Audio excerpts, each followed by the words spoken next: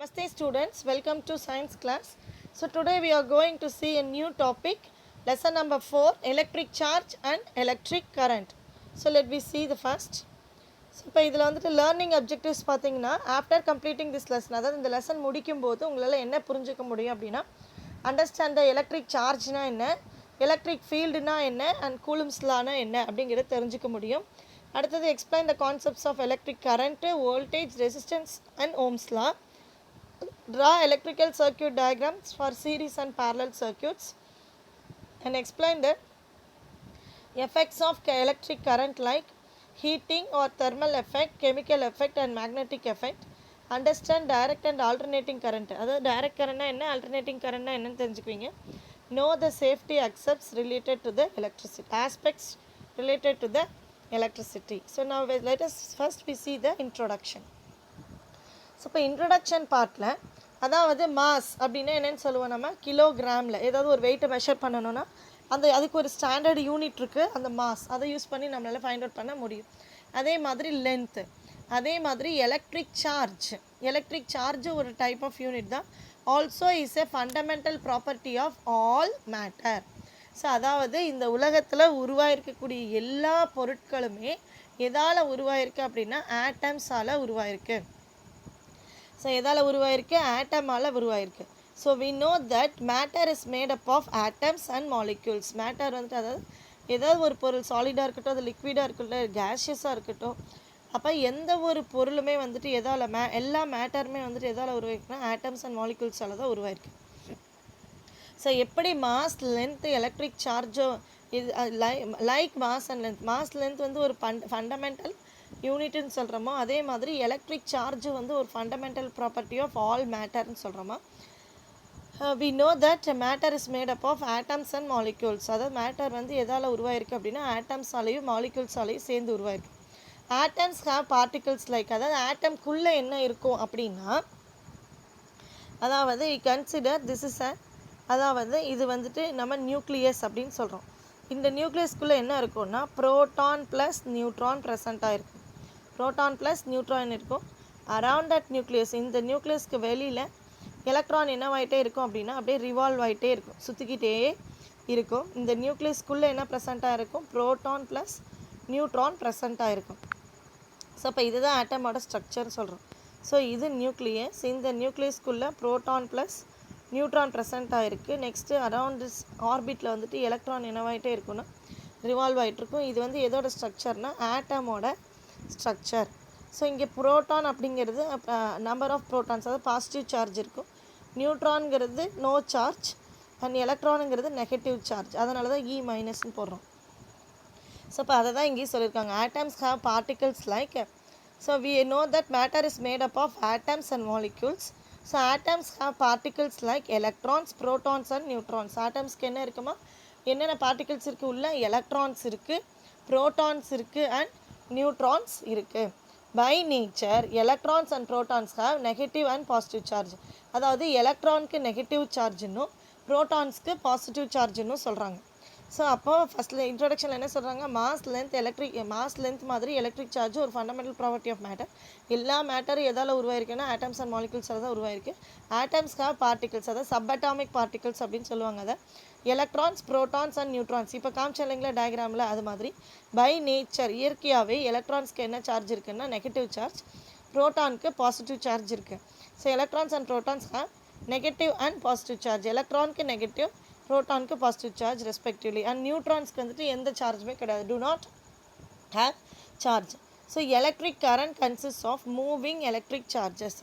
Electric current அப்படின்னு சொல்லும்போது, current அப்படின்னா மூவிங், அந்த சார்ஜ் ஆஃப் எலக்ட்ரான் வந்துட்டு, அதாவது அந்த ரேண்டம் மோஷனில் வெளியில் சுற்றிட்டு இருக்கக்கூடிய எலக்ட்ரான் ஃப்ரீயாக என்ன பண்ண ஆரம்பிக்குது, கண்டக்டருக்குள்ளே மூவ் ஆக ஆரம்பிக்குது. எப்போ அப்படின்னா அதுக்கு இடையில பேட்ரி கனெக்ட் பண்ணோம், அந்த பொட்டன்ஷியல் டிஃப்ரென்ஸ் இருக்கும்போது அந்த எலக்ட்ரானை அது மூவ் பண்ணோம். So by nature electrons and protons have negative and positive charge respectively and neutrons do not have charge. And electric current consists of moving electric charges. So electricity is an important source of energy in the modern times. இப்போ உள்ள recent டைம்ஸில் electricity இல்லாமல் நம்மளால் நினச்சி கூட பார்க்க முடியாது இந்த மாடர்ன் வேர்ல்டில். ஸோ இந்த லெசனில் எதெல்லாம் பற்றி படிக்க போகிறோன்னா electric charges, electric current, electric circuit diagram and effects of electric current. So electric charges அப்படின்னு சொல்லும்போது inside each atom there is a nucleus with positively charged protons and chargeless neutrons and negatively charged electrons. அதாவது ஆட்டம்குள்ளே போய் பார்க்கும்போது இப்போ நான் வரைஞ்சி காமிச்சேன் இல்லைங்களா, நியூக்ளியஸ்குள்ளேனா பாசிட்டிவ்லி சார்ஜ்டு ப்ரோட்டான்ஸும் சார்ஜ்லெஸ் நியூட்ரான்ஸும் இருக்கும். தென் நியூக்ளியஸை சுற்றி நெகட்டிவ் சார்ஜ்டு எலக்ட்ரான்ஸ் வந்து ஆர்பிட் ஆகிட்டு ஆர்பிட்னா சுற்றிக்கிட்டே இருக்கும்னு சொல்கிறாங்க nucleus. So inside each atom there is a nucleus with positively charged protons and chargeless neutrons and negatively charged electrons orbiting the nucleus. So usually there are as many electrons as there are protons. அதாவது நிறைய electrons வந்துட்டு இருக்கும், அதே மாதிரி protons அதில் இருக்கும். And atoms themselves are neutral. அதாவது equal number of ப்ரோட்டான்ஸும் ஈக்குவல் நம்பர் ஆஃப் எலக்ட்ரான்ஸ். ஒரு ஆட்டம்னு எடுத்துட்டோம்னா அந்த நியூக்ளியஸ்குள்ளே எவ்வளோ ப்ரோட்டான்ஸ் இருக்கோ அதே ஈக்குவலான ப்ரோட்டான்ஸ் அதே ஈக்குவலான எலக்ட்ரான்ஸ் இருந்துச்சுன்னா then atoms should be a neutral. அந்த ஆட்டமை வந்து என்னென்னு சொல்கிறோம், நியூட்ரல் அப்படின்னு சொல்கிறோம். எப்போ ஆட்டமை நியூட்ரல்னு சொல்கிறோம், when equal number of protons inside the nucleus. அதாவது நியூக்ளியஸ்குள்ளே இப்போ 10 ப்ரோட்டான் இருக்குது அப்படின்னா அப்போ வெளியில் அவுட் சைட் த ஆர்பிட்டிங்கில் எலக்ட்ரானும் எவ்வளோ இருக்கணும், 10 எலக்ட்ரான் இருந்துச்சுன்னா அப்போ உள்ளே 10 ப்ரோட்டான் இருக்குது, வெளியில் 10 எலக்ட்ரான் இருக்குது அப்படின்னா equal number of protons and equal number of electrons இருந்துச்சுன்னா அப்போ atom becomes a neutral அப்படின்னு சொல்கிறாங்க. Usually there are as many electrons as there are protons and atoms themselves are neutral. இப்போ இது புரிஞ்சிச்சுங்களா? ஸோ ப்ரோட்டான்ஸ் வந்து positively charge protons வந்து நியூக்ளியஸ்குள்ளே இருக்குது and chargeless neutrons இருக்குது, நெகட்டிவ்லி சார்ஜ் எலக்ட்ரான்ஸ் ஆர்பிட்டிங் ஆகிட்டே இருக்குது. யூஸ்வலாக எப்போ ஒரு ஆட்டமை நியூட்ரல்னு சொல்கிறோன்னா ப்ரோட்டான்ஸும் எலக்ட்ரான்ஸும் சேமாக இருந்துச்சு அப்படின்னா அதை வந்து நியூட்ரல்னு சொல்கிறோம். If an electron is removed from atom, அதாவது இப்போ நம்ம என்ன சொன்னோம், 10 ப்ரோட்டான் இருக்குது, வெளியில் 10 எலக்ட்ரான் ரிவால்வ் ஆகிட்டுருக்குன்னு சொன்னோமா. இப்போது அதில் இப்போ ஒரு 2 எலக்ட்ரான்ஸ் வெளியில் போயிடுச்சுன்னு வச்சுக்கோங்க. அப்போது ஆட்டம்குள்ளே எவ்வளோ எலக்ட்ரான் இருக்குது, மொத்தம் 8 எலக்ட்ரான்ஸ் தான் இருக்குது. ஆனால் ப்ரோட்டான்ஸ் எவ்வளோ இருக்குது, 10 ப்ரோட்டான்ஸ் இருக்குது. இப்போ குவான்டிட்டி அதோட அளவில் பார்த்தா எது அதிகமாக இருக்குது, ப்ரோட்டான்ஸ் தான் அதிகமாக இருக்குது. அப்போ அந்த ஆட்டம் வந்து பாசிட்டிவ் அயானாக மாறிடுது. எது வந்து எலக்ட்ரானை வாங்குதோ அந்த ஆட்டம் வந்து நெகட்டிவ் அயனாக மாறிடுது.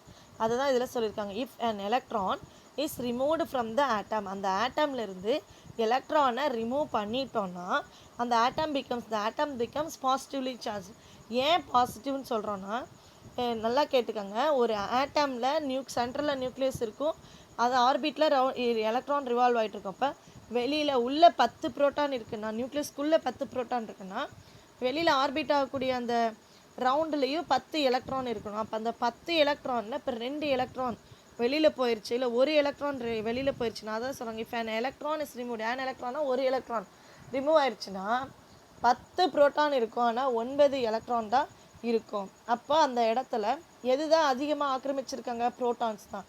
அதனால் that atom becomes positively charged அப்படின்னு சொல்கிறாங்க. then it is called as a positive ion.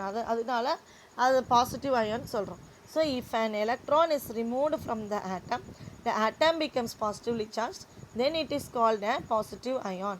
அதே மாதிரி if an electron added in excess to an atom, அதாவது எலக்ட்ரான் போய் ஒரு ஆட்டமில் இப்போ ஆல்ரெடி 10 இருக்குன்னா இன்னொரு எலக்ட்ரான் வந்து சேர்ந்துச்சுன்னா எலக்ட்ரானோட எண்ணிக்கை என்னவாயிரும், 11 ஆயிரும். ஆனால் உள்ளே இருக்கக்கூடிய ப்ரோட்டானோட எண்ணிக்கை 10 தான் இருக்கும். அப்போ இங்கே எது வந்து டாமினேட் அதிக அளவில் இருக்குது, எலக்ட்ரான் தான். அப்போ அந்த ஆட்டம் வந்து என்னவாயிரும், நெகட்டிவ் அயானாக ஆயிரும்.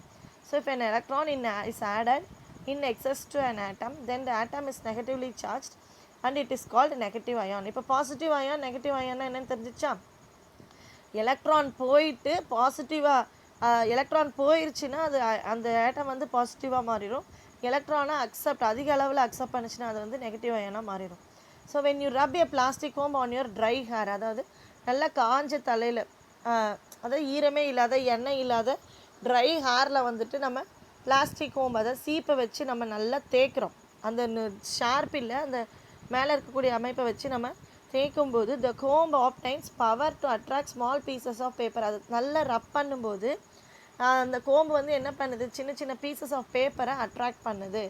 என்ன காரணம்னா நம்ம வேகமாக நம்ம போய் அதை ரப் பண்ணுறோம். when you rub the comb vigorously வேகமாக எலக்ட்ரான்ஸ் ஃப்ரம் யுவர் ஹேர், நம்ம தலையில் ஹேரில் இருக்கக்கூடிய எலக்ட்ரான்ஸ் என்ன ஆகுது, ஹோம்போட அந்த சீப்பில் போய் எலக்ட்ரான்ஸ் வந்து ட்ரான்ஸ்ஃபர் ஆயிடுது. So electrons from your hair, அது எப்போ நடக்குது, ரப் பண்ணும்போது, அந்த ஹோம்பை வந்துட்டு நம்ம ரப் பண்ணும்போது. So electrons from your hair leave and accumulate on the edge of the comb. அக்யூமுலேட்னா ஆட் ஆகுது அப்படின்னு அர்த்தம். ஸோ அந்த ஹேரில் இருக்கக்கூடிய எலக்ட்ரான்ஸ் சீப்பில் போயிட்டு என்னவாயிருது, அக்யூமுலேட் ஆட் ஆயிடுது. இப்போ your hair is now positively charge. ஏன்னா ஹேரில் இருக்கக்கூடிய எலக்ட்ரான்ஸ்லாம் எங்கே போயிடுச்சு, ஹோம்புக்கு போயிடுச்சு இல்லையா. அப்போ அது என்னது, எலக்ட்ரான்ஸை கொடுத்துருச்சுன்னா அது பாசிட்டிவாக ஏன்னா பாசிட்டிவாக மாறிடும். அப்போ hair is now positively charge as it has last electrons. அது எலக்ட்ரான்ஸை இழந்ததுனால அது வந்து பாசிட்டிவ்லி சார்ஜ்டாக மாறிடுச்சு. அந்த கோம்ப் இஸ் நெகட்டிவ்லி சார்ஜ்டு. அந்த கோம்ப் வந்து எதை அக்வயர் பண்ணிடுச்சு, நெகட்டிவ் சார்ஜாக மாறிடுச்சு. அப்போ ஆஸ் இட் ஹேஸ் கெயின்டு எலக்ட்ரானை கெயின் பண்ணதுனால ஹோம் வந்து நெகட்டிவ் சார்ஜாகவும் ஹேர் வந்து பாசிட்டிவ் சார்ஜாகவும் மாறிடுச்சு. அடுத்தது மெஷரிங் எலக்ட்ரிக் சார்ஜ். எலக்ட்ரிக் சார்ஜை எப்படி மெஷர் பண்ணலாம் அப்படின்னா, எலக்ட்ரிக் சார்ஜ்னு என்னென்னு சொன்னால் proton positive charge, electron negative charge, neutron no சார்ஜ்னு பார்த்தோம். இப்போ electric charge is measured in coulomb and the simple for the same is C. Coulomb வந்துட்டு அந்த சார்ஜோட சிம்பிள் வந்து சி அப்படின்னு சொல்கிறோம். The charge of an electron is numerically very tiny value. அதாவது நம்பர்ஸில் போடும்போது அந்த சார்ஜ் ஆஃப் எலக்ட்ரானோட வேல்யூ வந்துட்டு ரொம்ப ரொம்ப கம்மியானதாக இருக்கும். என்ன அப்படின்னா, charge of an electron represented as E. அந்த எலக்ட்ரானோட சார்ஜ் ஆஃப் எலக்ட்ரானை எப்படி ரெப்ரசன்ட் பண்ணுறாங்க, ஈங்கிற லெட்டரில் ரெப்ரசன்ட் பண்ணுறாங்க. Is the fundamental unit with a charge equal to, அதோட வேல்யூ எவ்வளோனா 1.6 × 10⁻−19 கூலும். 1.6 × 10⁻−19. 10⁻−19 போது 0.0000000016 அப்படின்னு வரும்.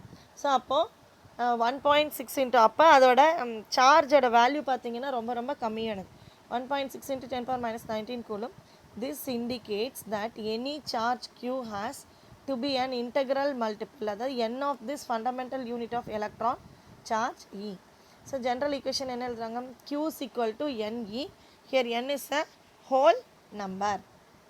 ஸோ அப்போ சார்ஜ் ஆஃப் எலக்ட்ரான் ரொம்ப ரொம்ப minute value 1.6 × 10⁻−19 coulomb. This indicates that any charge Q has to be an integral multiple. அதாவது எந்த ஒரு சார்ஜ் ஆஃப் த சிஸ்டம் மொத்தமாக எடுத்துக்கும் போது அதை எப்படி எழுதுறாங்கன்னா, any charge Q has to be integral multiple n of this fundamental unit of electron charge E. So Q is equal to NE. Here n is a whole number. So இன்றைக்கி இது வரைக்கும் class போதுமா.